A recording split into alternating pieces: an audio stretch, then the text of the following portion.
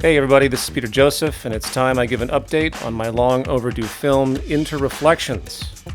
As some may know, back in 2012, I promoted the interest to create a live-action drama-type expression that communicated not only critical problems we face as a civilization, but also solutions. But as the years went on, a very different kind of film began to emerge. Having done documentary work and also a great deal of academic-oriented lecturing and writing, such as the book the film is based on, which is called The New Human Rights Movement, the InterReflections trilogy project turned into something far more ambitious than I ever intended, and needless to say, I'm suffering the consequences of that ambition. Let me start by saying that I really appreciate those who have supported the work since 2014, the IndieGogo crowdsourcing. Over $100,000 was raised, and I can't describe how appreciative I am of that. Now, at that time, I had a relatively minimalistic sense of what the work was going to be, a kind of straightforward, dialogue-driven stage performance, if you will, shot on green screen to limit resource needs, and ultimately expressing the common argument we see every day between those that wish to see true system-level change that can create human sustainability and increase public health and lower oppression and conflict and group antagonism, disorder, and so on, and those that simply do not, stuck in a traditional mindset. These are issues, of course, that I've lectured on and written about for a decade. But I realized that the ubiquitousness of film and all of this visual media that we see is so overwhelming and so boringly trite and repetitive in style.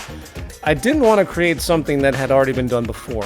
I mean that both stylistically and intellectually. There's only so much you can communicate in the realm of logic and reason, and that's where art comes in. And I wanted something that when people watch it, they take it back and they want to meditate on it. They don't really understand everything. And it's the kind of film that's designed to be analyzed. Anyway, returning to the book, The New Human Rights Movement, which was released in 2007, not only did this literary project shut down production for about 2 years, it gave me an outlet to be really direct in my position on social issues today. So, rather than relay in film form this overly literal information that's in the book, I decided to go the route of an avant-garde film adaptation.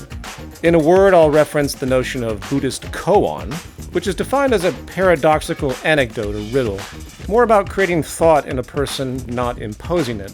So I would have to define InterReflections stylistically as a kind of avant-garde film once again, but it's also a documentary, coupled with a science fiction fantasy layer.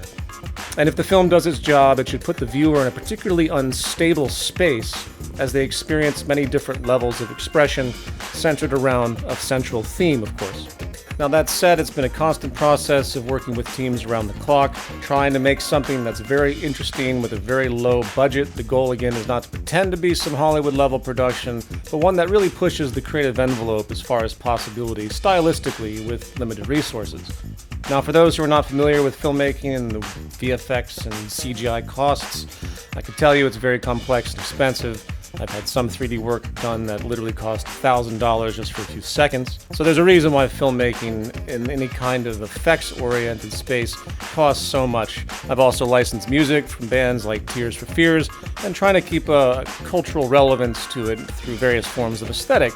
Okay, as far as time, it's still going to be quite a few months before this thing is complete, as I can only afford so much, and it's just an enormous amount of work that takes place rather than paying more freelancers. So I work 10 to 14 hours a day along with others, and I'm certainly not here to solicit for more donations, but if you want to see this thing come out faster, that's the only way it's going to happen. Again, if you live paycheck to paycheck, please don't even consider donating, but there are people out there that have spare money, a few fortunate, and they do want to contribute to such a project. Please feel free. And once it's finally done, it will be submitted to film festivals, and that whole process will commence. So I thank you all for listening, and if you want more updates, you can join my mailing list at peterjoseph.info.